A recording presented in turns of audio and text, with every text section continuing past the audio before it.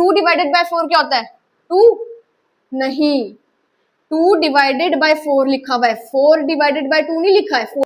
Hello students, welcome back to my channel that is KM study Adda. बच्चों, आज हम करेंगे सिंप्लीफिकेशन।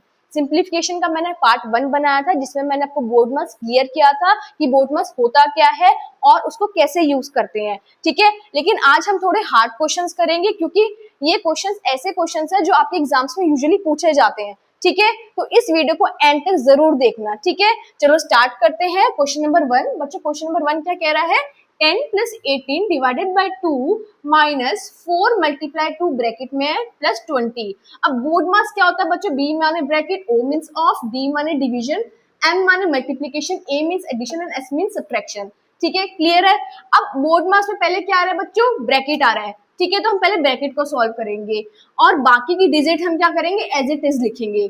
पहले ब्रैकेट आ रहा है तो हम ब्रैकेट के नीचे वाले में अंडरलाइन कर लेंगे पेंसिल से, ठीक है। स्टार्ट करते हैं। बाकी डिजिट एज इट इज। अगर आपने इसी तरीके से क्वेश्चन करा ना एग्जाम में, तो आपके पूरे में से पूरे मार्क्स आने में आ रहे हो।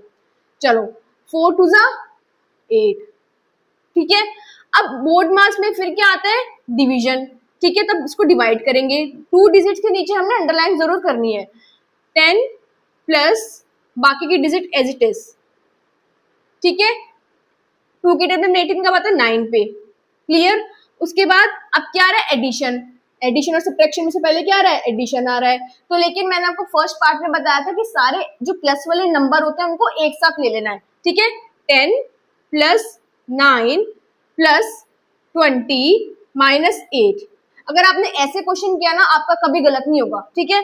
चलो, 10 plus 9 19 plus 20 minus 8 is equals to 39 minus 8 which is equals to 31।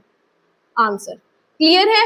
आपको स्टेप वाइज क्वेश्चन करना है। अगर आप कहीं पर भी आपने कुछ छोड़ दिया तो आपका क्वेश्चन गलत। समझ में आया क्वेश्चन नंबर 1? अब बच्चों क्वेश्चन नंबर 2। क्वेश्चन नंबर 2 में कहता है 17 minus 24 divided by 6 multiply by 4 plus 8। अब इस क्वेश्चन को कैसे सॉल्व करेंगे, चलो देखते हैं।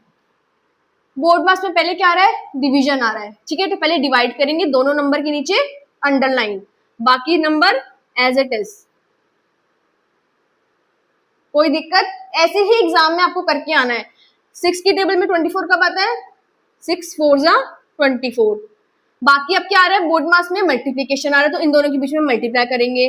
17 minus plus 8 as it is. 4 4 जा 16, ठीक है। अब क्या आ रहा है? माइनस आ रहा है, प्लस आ रहा है, एडिशन आ रहा है, तो हम प्लस वाले नंबर्स को एक साथ लेंगे। 17 प्लस 8 माइनस 16 अलग। 17 प्लस 8 कितना होता है बच्चों? 25 माइनस 16। अब 25 में से 16 का क्या बचेगा? 9। That is answer. बात समझ में आई? क्लियर है क्वेश्चन? स्टेप बाय स्टेप ही आपको क्वेश्चन करना और एंड तक वीडियो जरूर देखना, क्योंकि एंड में मैं आपको इंपॉर्टेंट क्वेश्चंस बताऊंगी, ठीक है। नाउ बच्चों question number 3। Question number 3 is very very important. ये अक्सर क्वेश्चन एग्जाम में आता है। इस क्वेश्चन में बच्चे ज्यादातर मिस्टेक करके आते हैं। कहाँ करते हैं चलो बताती हूँ। 2 plus 4 divided by 22 plus 6 bracket में इंटू 2। कैसे सॉल्व करना है? पहले 2 प्लस 4 एज इट इज, क्योंकि ब्रैकेट पहले सॉल्व करते हैं बोर्ड मास में, मल्टीप्लाई बाय 2। 22 प्लस 6 कितना होता है बच्चों? 28। अब बाकी का नंबर एज इट इज, क्योंकि डिवाइड आ रहा है पहले बोर्ड मास में, तो डिवीजन करेंगे। अब 4 डिवाइडेड बाय 28 क्या होता है? बच्चे कहेंगे अक्सर मैम 7। नहीं, ये 4 डिवाइडेड बाय 28 लिखा हुआ है। ये 28 डिवाइडेड बाय 4 नहीं लिखा है। 28 डिवाइडेड बाय 4 7 होता है। 4 डिवाइडेड बाय 28 7 नहीं होता। समझ में आई बात? यही मिस्टेक बच्चे करके आते हैं। 4 divided by 28 means 4 divided by 28, ऐसे लिख के आना है। फिर 2 प्लस 4 से काटा, 4 7 जा 28, 1 प्लस 1/7 मल्टीप्लाई बाय 2। क्लियर है यहाँ तक? अब क्या करना है? प्लस आता है बोर्ड मास में, मल्टीप्लीकेशन आता है, तो 2 प्लस 2/7। अब इसके नीचे 1, दोनों का क्या करेंगे हम? एलसीएम लेंगे। क्या आएगा? 7। 1 की टेबल में 7 7 2 जा 14 प्लस 7 1 जा 7 प्लस 2 कितना हो जाएगा? 16/7 आंसर। बात समझ में आई? इस स्टेप पे आपका सारा डिपेंड करता है कि आप क्वेश्चन कैसे सॉल्व कर रहे हो। अगर आपने यहाँ पर गलत कर दिया तो आपका पूरा क्वेश्चन रॉन्ग। इस बात को ध्यान रखना। 4 डिवाइडेड बाय 28 लिखा है, 28 डिवाइडेड बाय 4 लिखा है, समझ में आया? ये क्वेश्चन बहुत इंपॉर्टेंट है। नंबर 4, क्वेश्चन नंबर 4 भी बहुत इंपॉर्टेंट है, ये भी एग्जाम में आता है जरूर। क्या कहता है? 1/7 of 49 divided by 125 divided by 25 minus 12।